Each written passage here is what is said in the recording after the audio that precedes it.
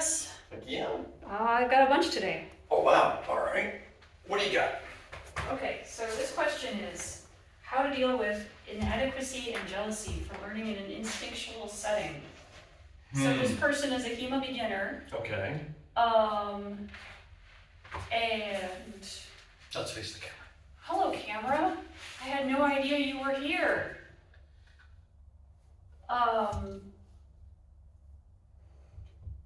But he feels like he's just not doing well. I'm saying he, I don't actually know. His teacher says he's doing really well, but he teaches this other guy too, and the other guy is younger, and the other guy seems to be learning more quickly and gaining skill faster. And what makes it worse, he says, is the learning style is instinctual. So you block an attack based on feeling rather than techniques, and it seems like it's sort of the, learn to block by blocking a lot school. And this guy is sort of just mentally suffering. He wonders, is this normal? Should he look for another club? Does he need to work on his mindset? What's going on here? Okay, so there are three things going on. One, instinctual fencing is valid. It comes with problems. Instinctual fencing, or quote unquote natural fencing, is a way of teaching someone to fight really, really, really fast. And it's usually done to young people who need to be able to fight really, really fast, and they have all their joints intact and they don't have a lot of injuries. I don't teach natural fencing because it doesn't fit our culture. But the learn to block by saying ouch every time you get hit and wiring in I don't want to get hit is valid. Instinctual fencing rather than technique is valid. It's not my preferred. It's not my preferred because it teaches on a survival curve. If you have the physical capacity to absorb the action and perform the techniques, you learn quickly. Everybody else who needs to develop that physical capacity just keeps failing and just keeps failing. So the answer is partly you might need to change clubs if there's a club near you who actually teaches technique and, more importantly, actually teaches coordination. Now, it may be that your jealousy is a positive thing and can be turned into one. I want to get just as good as that. Oh, we're not monetized, I can say it. I can get just as good as that fucker. There are ways to do it. To toot my own horn, basic body mechanics for martial artists, fighter's friend. These lessons help people build coordination. Has a proven track record of helping people build coordination so they have the prowess involved to do things like this as a simple action rather than as 6 different pieces of how the hell do I coordinate all that shit together. Any other school of physical development that is well taught is also likely to work for you. So I'm not just being a selfish jackass punking my own stuff. The simple fact is that if someone comes in with well-developed movement skills and you don't, you are going to be behind the curve, period, trademark, the end. To perform an action, you must have the ability to coordinate it. Kat, come on over here. Describe what it was like when I put you through basic parry riposte drills. I'll give you a bouncy thing to stop. Hooray. Now, Kat is on record as saying that she began fencing with negative agility. Possibly square root of -1 agility. But yeah, my coordination might have been an imaginary number. And it was awful. I really, really wanted to learn the thing, but How many times did you cry in frustration because parry 5 cut head was absolutely impossible? No one could possibly do that. Yeah, it was super frustrating, and yeah, I cried a lot. So how did you work through that? I feel like it was a grueling climb up out of a deep hole of I don't know what to do with my body, and gradually achieving the mastery to be less clumsy and actually understand what I was doing with myself. Another thing that has to be paid attention to is learning speed. Now, if I brag on Kat for a minute, Kat's greatest resource as a fighter is not speed, it's not strength, it's not physicality. Scooch over just a teeny bit. There you go, good. It's coachability. cat as a learning style, she picks up things slowly, she retains them slowly, and once they're in forever. Things I haven't taught Cat for a year and a half will bubble right to the surface the minute she makes the file, puts the pointer to the information, it's right there, when everybody else in the class is like, what was that thing again? Some people pick things up really fast, some people pick things up more slowly. The willingness of Cat to stay coachable while totally mystified and frustrated is her greatest asset as a fighter. So I know a guy back east, he's an electrician. He can buy me and sell me. He has an 80 IQ. And he can buy me and sell me anytime he wants. It takes him 3 or 4 times as long to learn. You give him an instruction, you have to repeat it a lot more times than with anybody else, but he plugs away and plugs away and plugs away, and he eventually gets it. So there are different schools of how do I, as Richard Marston would say with some of his students, fail upwards. Continue to fail until something clicks and you get a clue, and something else clicks and you get more of a clue, and the third thing clicks and suddenly you're managing to do it badly, which is your real entry into the game, because when you're doing it badly, you can tell the difference between doing it badly and not at all. For beginners, that will be doing it perfectly adequately. When most beginners are doing a technique right, they're actually doing it really badly, but they're doing it. As opposed to, what is gravity? Where does it work? Because for a super beginner, the real hurdle is, can I do it at all versus not at all?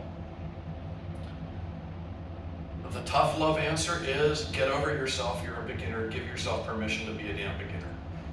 Just because you are brilliant at, I don't know, canon law, doesn't mean you're brilliant as an athlete. Just because you're brilliant as one kind of athlete doesn't mean you're brilliant as a different kind of athlete. If you have injuries or you've been a desk jockey your whole life, the tough love answer is, get over yourself. You're gonna have to condition, and you're gonna have to build motor habits that someone who's much more active still has online and hasn't unlearned through decades of doing this all day. As you sit like a cashew. And the image is real, right? Yes. I'm a cashew. I'm a cashew for 14 hours a day while I'm desperately trying to get this done. And I can't leave being a cashew, or else my boss yells at me, I don't get a bonus, and my part of the company might not make cool. The real life tiger stress is hunting you down, and he's more likely to die from that than zombies.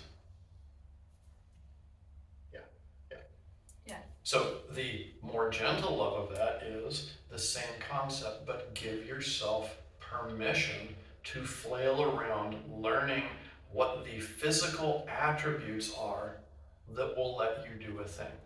Okay? So I'm going to teach Cat something Cat has never learned before. You're going to get to watch Cat being really fucking confused on camera for a minute. Okay? Yay. Yay, stand up. All right, so put your hands on your chest. Yep, cover it like this. Come on over here. All right, so what I'm gonna do is I'm gonna put my hand here and I'm gonna go, okay? Easy peasy. Now, it's Cat's turn. Here, do it to me. So, why is Cat laughing? Because, let's make sure we're on camera, hold on. Did I go far enough back? Yes, I'm gonna make it a little further back. Cat's laughing because she has no fucking idea what I've just asked her to do, right? So, cover up. So, do this. Easy peasy, right? Do it to me.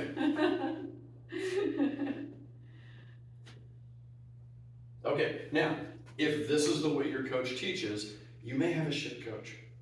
You may have a shit coach who's coaching this way because they're the available person and they're coaching up to their level of understanding. And when they get time and money to get to coaching seminars and learn cooler ways of teaching, they will improve as a coach.